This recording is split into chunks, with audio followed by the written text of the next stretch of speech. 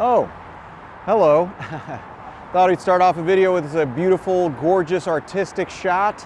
Eric's on a crane hundreds of yards away from me that we rented. It was only $2,500 an hour. That's not true. He's standing on a bridge. Anyways, guys, we're here in the Upper East Side to do part 2 of this whole thing. Dark Side, baby. We're going to be doing a lot of stuff here, stuff we didn't cover in the last one. You should check out the first one if you haven't. Otherwise, if you haven't also too, guys, check out the Patreon. That's a big help. That's what funds these things, allows us to do all these things. You know, there's some extras on there, you know. Also, like and subscribe if you haven't done that. That's a big help. You know, I don't really know what I'm talking about. I'm over here enjoying the view, baby. We're right next to the Queensboro Bridge, Upper East Side, great neighborhood. Yeah, man, got a lot to cover today. So, Eric, what do you think? Should we get started? I don't think he heard me, bud. Doesn't matter, because we're starting anyway, damn it. Let's do it.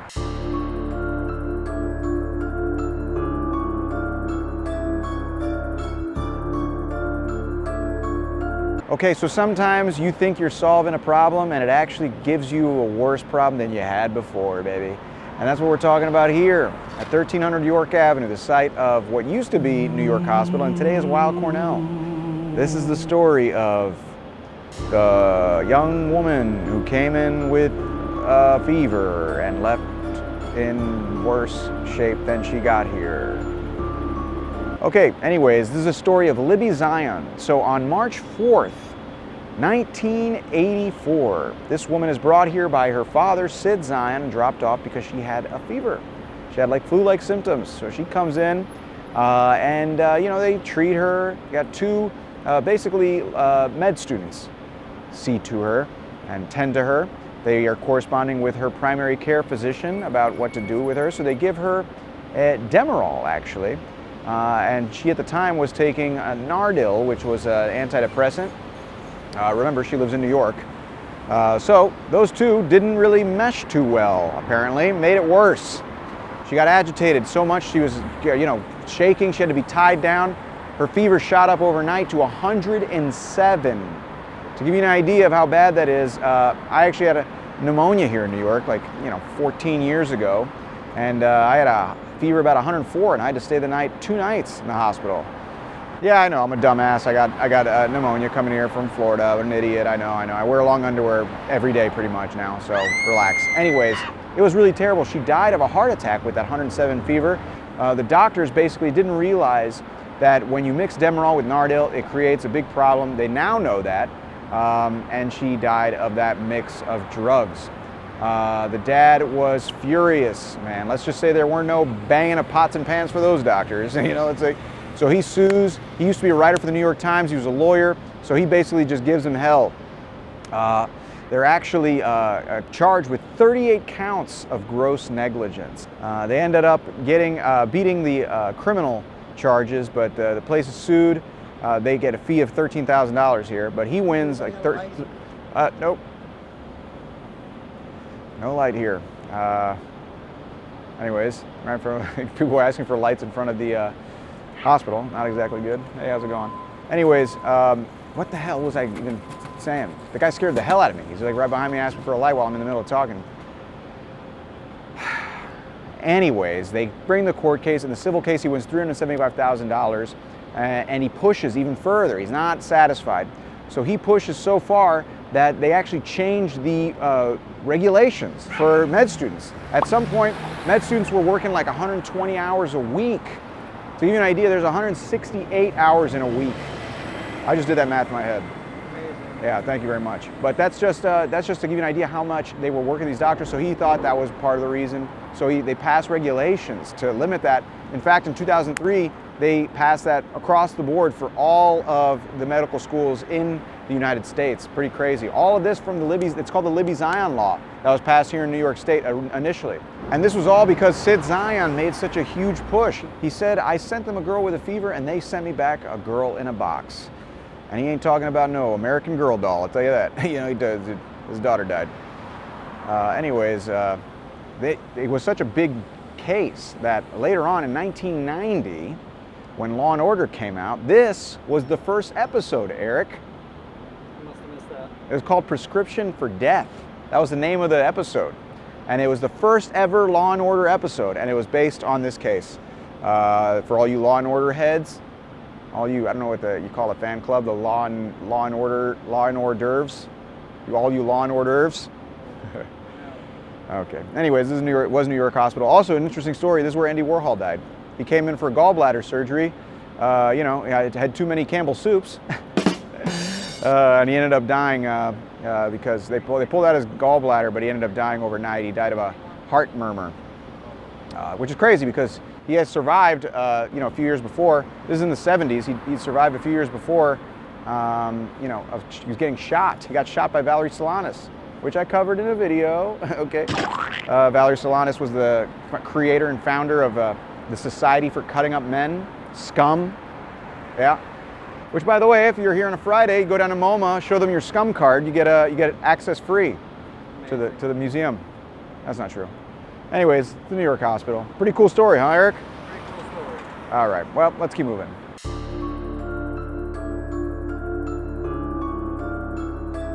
Some crime stories have it all. Models, intrigue, murder, and horses. This is one of those stories. This is a story of Buddy Jacobson, Melanie Kane, and Jack Tupper. Right now we are at the corner. Oh, I forgot to give it a title. Let's call this the story of the former horse trainer who starts a modeling agency and chaos ensues. Ooh. Anyways, we're on 84th Street here at 155 East 84th Street, and this is where a man named Buddy Jacobson used to live. So this is a guy who used to be a horse trainer, right? It was a family business. He was pretty good at it. Didn't really like horses. Was kind of an asshole too, which wasn't good. He eventually left it under weird circumstances and started a modeling agency. And he Were those the weird circumstances? Well, that was the later weird circumstances. Different type of thoroughbred, you know? Anyways, he opens it and he starts it here. He starts a little office here, and he actually starts living with one of his models. Her name was Melanie Kane. She's actually been a cover girl of 17 magazine and was described as being wholesome as Kellogg's cornflakes. That was pretty convenient little comparison that 17 magazine made. I'm sure it had nothing to do with the branding there. Very convenient. Convenient like 7-Eleven convenience stores. At every corner. Anyways, I know it's not a real plug. Anyways, here, 155, they lived on the 7th floor, 7D. They lived together, and it was great. All you know, it was all good. He had his thing going on here. Was a big control freak though, and she was kind of ready to get away. She had been with him for a few years, had been helping out with the agency. Was kind of like the biggest, you know, moneymaker for the agency too. Anyways, she's here one day and she meets a man named Jack Tupper, actually right here at Nicola's right across the street. It's a little restaurant. She meets him and they go jogging, actually, as their first date. That's pretty good, huh? It's better than, like, I guess the dates today. You're gonna go to, like, you know, the boom boom room or something. Now you might as well do something healthy, right? Fill those rings. Yeah. So anyways, they go jogging. They start kind of having an affair for a few weeks. You know, actually he took her to Puerto Rico with his brother-in-law, who was an FBI agent in Puerto Rico. So she kind of ingratiates herself to him, and Jacobson kind of knows what's going on. He offers Tupper $100,000 to go away. He doesn't take it. So this is how it all went down until August 6, 1978, when Buddy Jacobson figured he'd had enough, right? So that morning, he goes into Tupper's apartment, which was pretty much right across the hall, and takes him out of there after having beaten him up, stabbed him and slashed him, and shot him 7 times. Pretty sure he's dead. They take him away and they take him all the way to the Bronx in a crate, and they try to set fire to the crate. That's pretty intense. But people saw him doing it. Someone actually saw the car and got a license plate. Now, in the meantime, Melanie Kane was looking for Jack Tupper. It was a case of Jack Tupperware. No. Huh? No. That's pretty good. Jack Tupperware? Anyways, they're looking for him. She's looking for him. She's looking for him. She goes to the cops. They eventually do the investigation. They find this person who had the license plate. They put out like an all-points bulletin, you know, sending out to all the police officers. this license plate, and a guy who was in his police cruiser, stuck in traffic on the Triborough Bridge, gets this bulletin and is parked in traffic right behind frickin' Buddy Jacobson's car. Pulls him over, he's arrested. That's not where the story ends though. Crazily enough, he's actually helped by his son David to escape from prison by being smuggled in a suit, and he walks out pretending to be a lawyer of one of the people in the jail. Crazy, right? I guess that's all you gotta do is just put on a suit and walk out just being like, yeah, I filed an objection to the deposition of my client and the plaintiff. And then you're just out of jail. It's pretty, that's that simple. Take notes. So he's arrested again. He's arrested, he leaves, he escapes. Then they find him. He had fled to California, and guess what the name of the town where he's caught was? Manhattan Beach, Eric.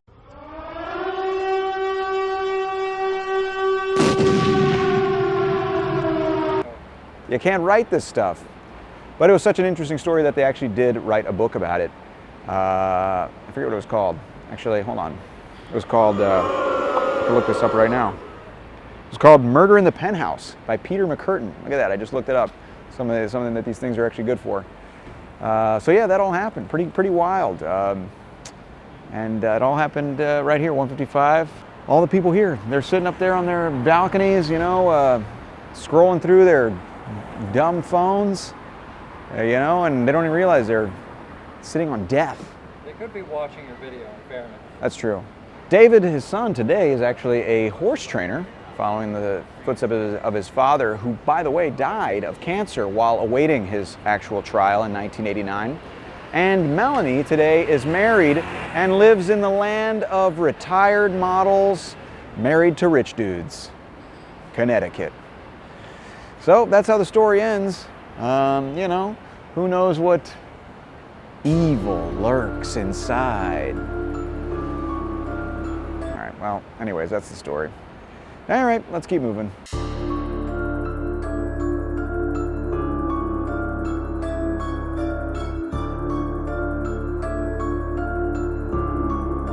In New York, it doesn't matter who you are. Dark stuff can happen to you at any moment, huh?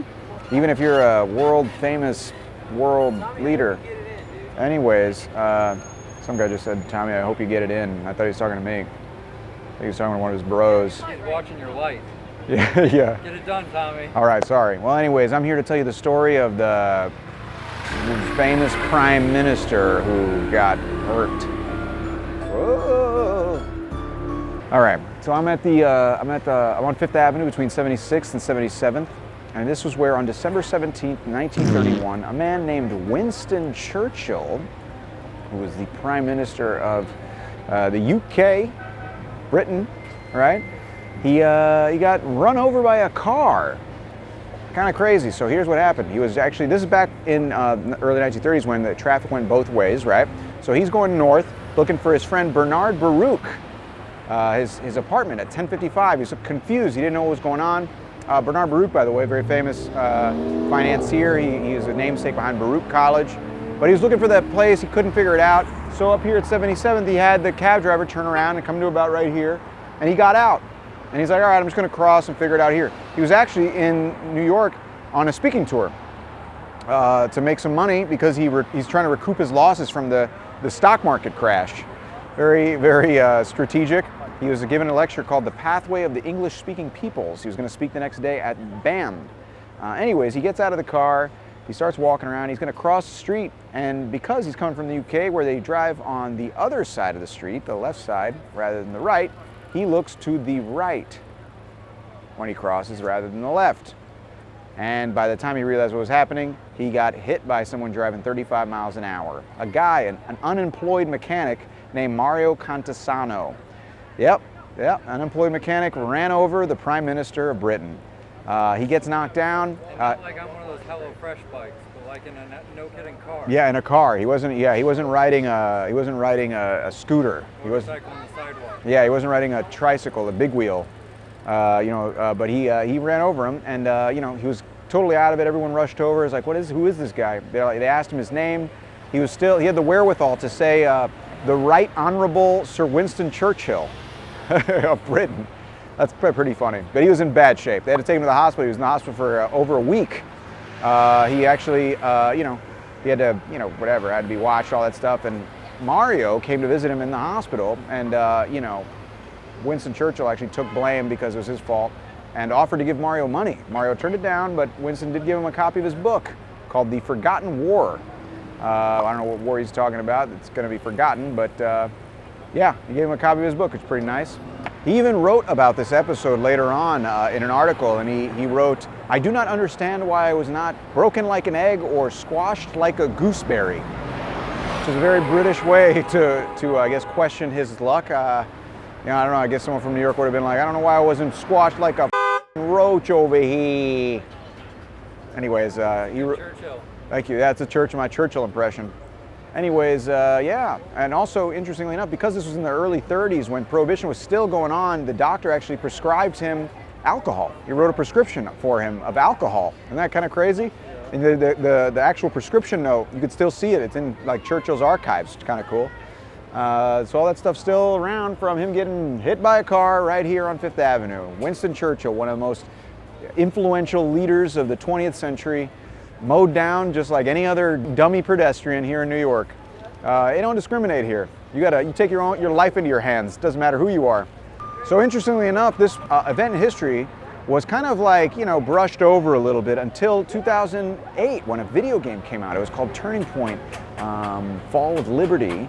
And in the game, they assumed that Winston Churchill was killed in this incident, and Europe falls. And then the Nazis try to invade North America. That was the premise of the video game. So the premise of the video game, they assumed that he actually died in this incident. And so there was a renewed interest in finding out more about the Contasano family and the descendants. So they searched them out and all that stuff.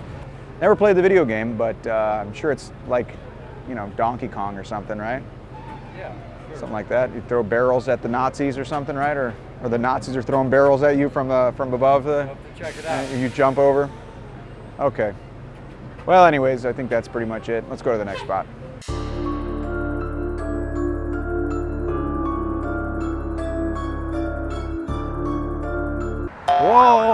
Whoa!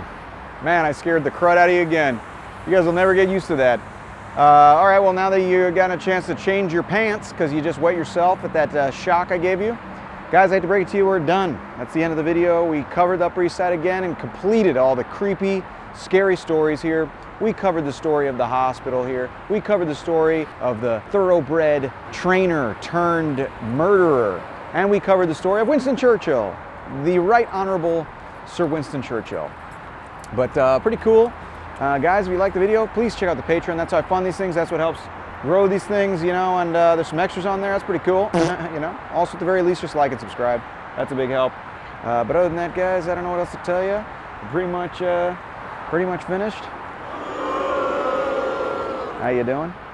And I don't know, Eric, what did you think, man? That was pretty good, right? Yeah, you know, not enough people. You know, every day we do one of these, every video we do one of these, there's going to be less of those people, because they're going to respect history, and the more they're going to respect, well, hopefully me. You know, that might be too much to ask. But anyways, Eric, what do you think, man? Should we just call it? Just to be clear, you're anticipating the respect goes up. Well, not so much, I guess. You know, how you doing? How you doing? There, you got your wish, huh?